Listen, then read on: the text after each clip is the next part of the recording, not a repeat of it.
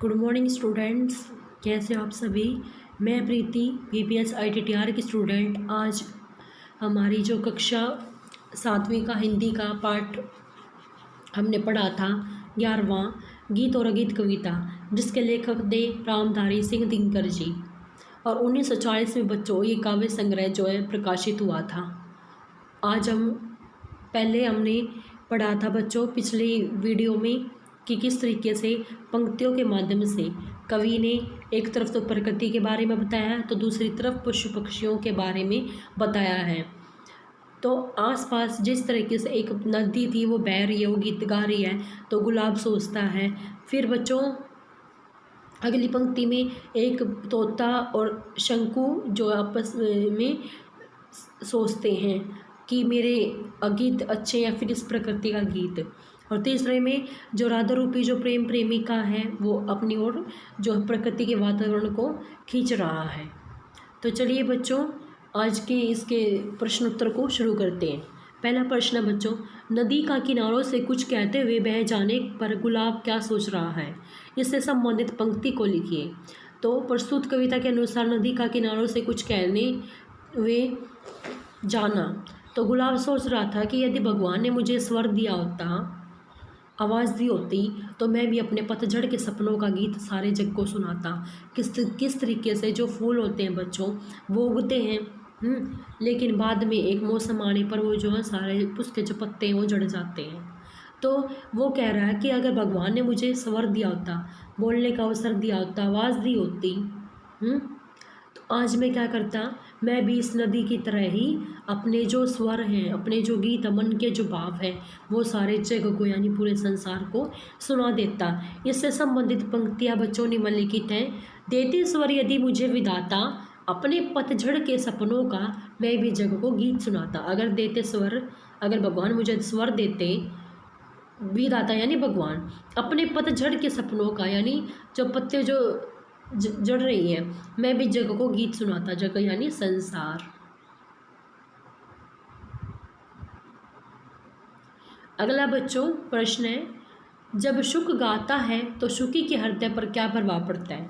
जब शुक गाता है तो शुकी भी गाना चाहती है, लेकिन शुकी का गीत उसके पति के प्रेम बंधन में दबके रह जाता है कि वो अपने पति का पालन कर रही है कि मेरे पति गा रहे हैं तो ठीक है, और वो चुप हो जाती है। तोता यानी शुक का स्वर जो है पूरे वन में गूंजता है, और शुकी फूली नहीं समाती, वो बहुत ज़्यादा खुश हो जाती है क्योंकि उसका जो पति शुक है वो गीत गा रहा है।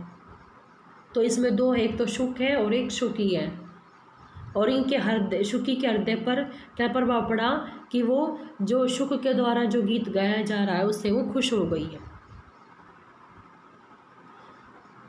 अगला प्रश्न बच्चों, प्रेमी जब गाता है तो प्रेमिका क्या कर रही होती है। जब बच्चों इस पाठ में प्रेमी गीत गाता है तो उसकी प्रेमिका चुपके से गीत देख रही है कि कैसे उसका जो प्रिय है, प्रेमी है, वो गीत गा रहा है, और वो मन में सोचती है कि मैं इस गीत का ऐसा क्यों नहीं हूँ। अगर मेरा प्रेमी गीत गा रहा है तो मुझे भी गाना चाहिए, लेकिन वो अपने प्रेमी के गीत को सुन रही है और वहाँ पर मौन होकर वो देख रही है कि किस तरीके से उसका जो प्रेमी है वो गीत गा रहा है। अगला प्रश्न बच्चों, प्रकृति के साथ पशु पक्षियों के संबंध की व्याख्या कीजिए। तो बच्चों प्रकृति क्या होती है, आसपास का वातावरण, हर एक वस्तु जो हम प्रकृति से प्राप्त करते हैं। जैसे हम पानी पीते हैं, हवा लेते हैं, तो ये हमें किससे मिल रही है, प्रकृति से मिल रही है ना। तो प्रकृति के साथ पशु पक्षियों का संबंध कैसा है, क्योंकि देखिए बच्चों अब पशु पक्षी भी एक जीव है, ये भी जैविक संसाधन है, और पशु पक्षी अपने रहन सहन भोजन के लिए प्रकृति पर ही निर्भर रहते हैं ना, अगर उन्हें रहना है। जैसे कि इस पहले पंक्ति में जो था नदी है तो ये प्राकृतिक हो गई, और अब ये शंख और शंकु है, अगर बारिश आती है या फिर उन्हें रहना तो पेड़ की डाली पर बैठे रहते हैं ना, जैसे ही बैठे हुए हैं, तो किस पर निर्भर है, प्रकृति पर निर्भर है। इसी तरह बच्चों क्या है, जो हमारी जो प्रकृति है वो हमें जीवन प्रदान करती है, चाहे वो मनुष्य हुआ या फिर पशु पक्षी या जानवर ही क्यों ना होए, वे किस पर निर्भर रहेंगे? प्रकृति पर। क्योंकि हमें जो भी आवश्यकताएं पूरी करनी है वो प्रकृति में ही तो वो वस्तुएं उपलब्ध हैं। उन वस्तुओं का फिर क्या करते हैं? हम यूज़ करते हैं और यूज़ करके ही हम अपने दिनचर्या में उनका आगे बढ़ते रहते हैं।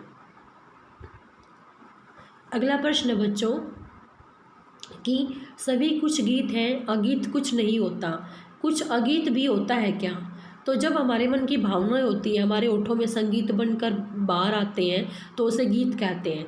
जैसे हमारे मन के विचार हैं, आपने गाने सुने होंगे, है ना? तो वे उन गानों के माध्यम से कहीं ना कहीं कोई बात या कोई विचार एक कवि होता है, जो गायक होता है, वो कहना चाहता है। इसी तरह क्या होता है, अगर हम गीत और गीत वैसे देखा जाए तो बच्चों कुछ नहीं होता। कुछ विचार तो हमारे मन के अंदर दबकर रह जाते हैं और कुछ हमारे होठों से बाहर आ जाते हैं जो बिल्कुल ही नहीं रह पाते, और जो नहीं हमारे होठों पर आते तो वो अगीत हो गए और जो आ जाते हैं वो गीत हो गए। तो अगीत भी कभी प्रकृति के द्वारा गीत बनकर उठता है और प्रकृति के द्वारा दिए गए शब्दों के वर्णन से कभी भी हैरान है और समझ नहीं पा रहा है कि कवि की भावनाएं जो गीत बनकर बाहर आई हैं वे सुंदर हैं या प्रकृति के द्वारा बिना शब्दों वाला संगीत सुंदर है। यानी कवि ने अपनी कविता के माध्यम से इस गीत को बताया है जो बाहर है, और प्रकृति क्या मौन रहती है, चुप रहती है, तो क्या उसके जो अगीत है वो गीत नहीं गा रही, तो क्या वो सुंदर है या फिर प्रकृति सुंदर है, इसके बारे में कवि ने बताया है। तो इसमें बच्चों हमने क्या सीखा था? जो गीत है और अगीत है। गीत कौन गा रहा है? जैसे नदी गा रही है, हैं, शंकु गा रहा है। दूसरे नंबर पर कौन गा रहा था? प्रेमी गा रहा था। और अगीत कौन नहीं गा रहा? एक तो पहली पंक्ति में कौन नहीं गा रहा था बच्चों? गुलाब का फूल नहीं गा रहा था। गुलाब का फूल कह रहा है कि अगर भगवान ने मुझे स्वर दिया होता तो मैं भी आज इस नदी के द्वारा अपने मन के भाव कहता। दूसरी बात बच्चों, जो शंकु है वो तोता जो गा रहा है, शक गा रहा है, और शंकु फिर उसके मन में विचार कर रही है कि अगर मुझे गाने का अवसर मिलता तो मैं भी गाती, लेकिन आज मैं अपने पति जो शंकु है, शक है, उसको ही देखकर खुश हो रही हूँ। इसी तरह जो प्रेमिका है बच्चों, एक प्रेमी गा रहा है तो प्रेमिका चुपके से उसको ही स्वर को देख रही है, उसके गायन को देख रही है, और वो चाहती थी कि काश मैं भी इस गाने वाले के साथ मिलकर गाती, यानी मैं भी इस गीत का हिस्सा होती तो मुझे और ज़्यादा खुशी होती। तो इस बच्चों पाठ के माध्यम से हमें एक तरफ प्रकृति के बारे में और एक तरफ जो जीवित जो वस्तु यानी सजीव और निर्जीव, इन दोनों के बीच में जो तुलना है की गई है कवि के माध्यम से, किस किस तरीके से प्रकृति और मानव जीवन है, इसमें कैसा संबंध होता है। तो आशा करती हूँ आपको इस पाठ की कविता के बारे में, प्रश्नोत्तरों के बारे में समझ में आ गया होगा। फिर भी कोई क्वेरी हो तो पूछ लीजिए।